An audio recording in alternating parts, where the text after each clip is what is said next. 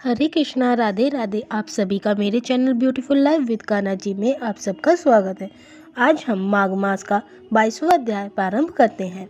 इतना कहकर भगवान अंतर्ध्यान हो गए। तब देवनिधि कहने लगी कि महर्षि, जैसे गंगा जी में स्नान करने से मनुष्य पवित्र हो जाता है, वैसे ही भगवान की इस कथा को सुनकर मैं पवित्र हो गया। कृपया करके उस स्तोत्र को कहिए जिससे उस ब्राह्मण ने भगवान को प्रसन्न किया। लोमश जी कहते हैं कि उस स्तोत्र को पहले गरुड़ जी ने पढ़ा, उससे मैंने सुना। हे विप्र, यह स्तोत्र अध्यात्म विद्या का सार, पापों का नाश करने वाला है।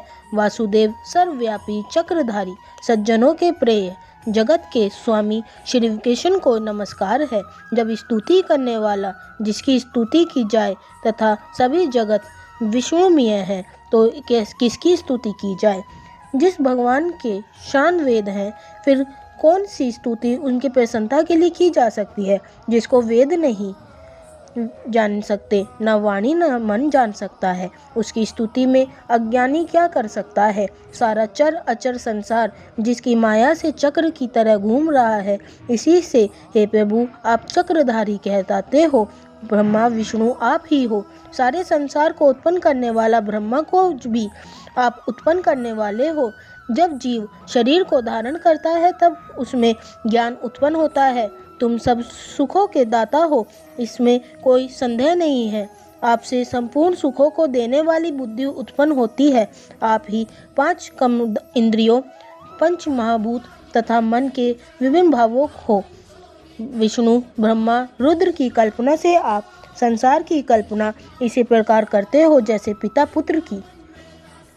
कवियों में जो रूप शोभा देता है, उस निर्गुण विष्णु भगवान को मैं नमस्कार करता हूँ। जिसमें ज्ञान रखने से श्रुतियों में कहे हुए कर्मों को लोग कहते हैं, उस परम ब्रह्म को मैं नमस्कार करता हूँ।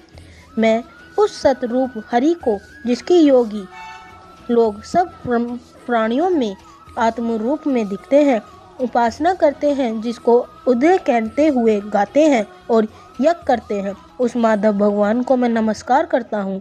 मनुष्य को माया और मोह में पैदा हुआ विचित्र आभास, अहंकार तथा ममता को जानकर खो देते हैं, उस भगवान को मैं नमस्कार करता हूँ। संसार में मनुष्य के मोह रूपी वायु से सदैव भभकने वाली ज्वाला उनके चरण कमल की छाया पहुँचने से नहीं जलती। जिसके स्मरण मात्र से मोह, अज्ञान, रोग, दुख दूर हो जाते हैं, उस अनंत रूप को नमस्कार करता हूँ। जिसमें मिल जाने पर और किसी दूसरे की इच्छा नहीं रहती, जिसको जानकर सब आत्मा को शुद्धि प्राप्त होती है। यदि विष्णु शब्द का अर्थ और उसके विषय का गान एक ही हो, तो उस सत्य से हे माधव, इस संसार की माया में फंसकर तेरे ही ध्यान में रत रहना चाहता हूँ।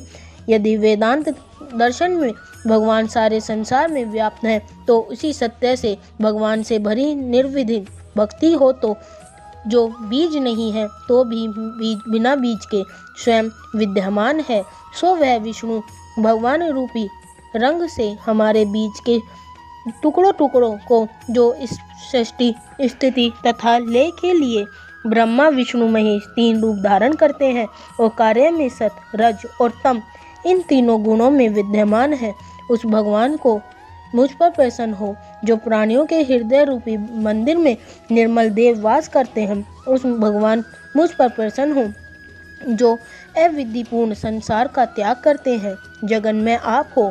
आपका बनाया हुआ विश्व अनंत करता है, आपके त्याग करने वाले पर अपवित्र हो जाता है, उसका साथ करने पर भी तुम बिना साथ के बने रहते हो। विकार रहित जिनके 4-5 भूत योग भी पैदा होते हैं, चैतन्य मानते हुए उपासना करते हैं।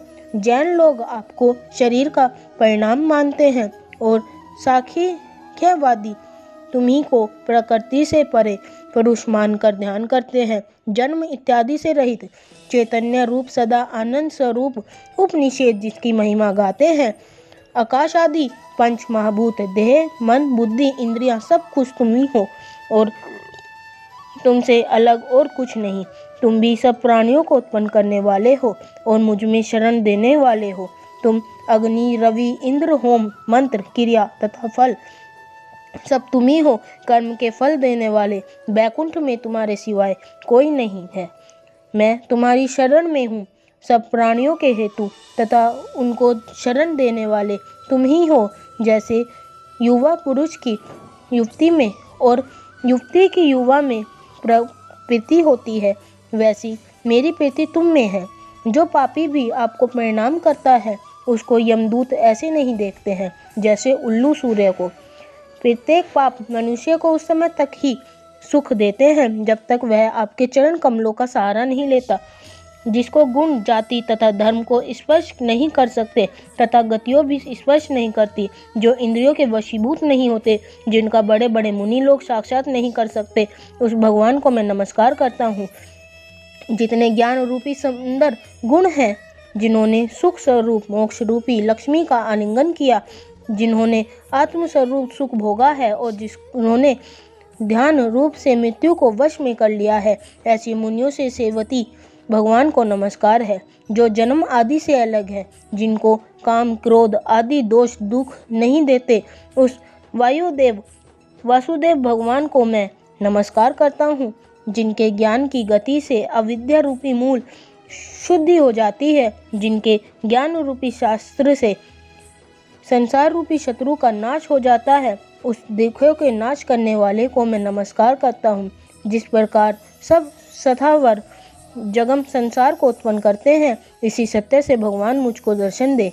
इस प्रकार उसकी सच्ची भक्ति देखकर भगवान ने प्रसन्न होकर उस ब्राह्मण को दर्शन दिए और ब्राह्मण की स्तुति से प्रसन्न होकर तथा उसको वरदान देकर भगवान अंतर्ध्यान हो गए और वह ब्राह्मण कृत्य कार्य करता हुआ भगवान में लीन हो गया और शिष्यों के साथ स्तोत्र पढ़ता हुआ तपोवन में रहने लगा। जो कोई स्तोत्र को पढ़ना और अथवा सुनता है, उसकी बुद्धि पाप में नहीं लगती और ना ही बुरा फल देखता है। इसके कीर्तन से मनुष्य की बुद्धि, मन तथा इंद्रियां स्वस्थ होती हैं। जो भक्ति पूर्वक इनके अर्थ को विचार कर इसका जप करता है, वह वैष्णव पद को प्राप्त होता है। इसके सदैव पढ़ने से मनवांछित कार्य सिद्ध हो जाते हैं। मनुष्य सुपुत्र पाता है तथा धन, पराक्रम और चिरायु प्राप्त होता है। उसके पाठ से बुद्धि, धन, यश, कीर्ति, ज्ञान तथा धर्म बढ़ते हैं। दुष्ट ग्रहों की शांति होती है। यह व्याधियों व अनिष्टों को दूर करता है, दुर्गति से तारता है। इसके पढ़ने से सिंह, व्याघ, चोर, भूत, देव, पिशाच तथा राक्षस का भय नहीं रहता। जो भगवान का पूजन करके इस स्तोत्र को पढ़ता है, वह पापों से ऐसे ही अलग रहता है जैसे जल पर्क से कमल। जो इस स्तोत्र को 1 काल, 2 काल या 3 काल पढ़ता है, वह अक्षय फल प्राप्त करता है। जो मनुष्य प्रातः काल इस स्तोत्र को पढ़ता है, वह इस लोक से परलोक में अक्षय सुख पाता है। देवदूती का बनाया हुआ यह स्तोत्र भगवान को अत्यंत प्रिय है और भगवान के दर्शन करने वाला है। योग सागर नाम का यह स्तोत्र परम पवित्र है। जो कोई भक्ति पूर्वक इसको पढ़ता है, वह विष्णु लोक को जाता है। अब पिशाच मोक्ष की कथा कहते हैं। यह अध्याय समाप्त हुआ। हरे कृष्णा, राधे राधे।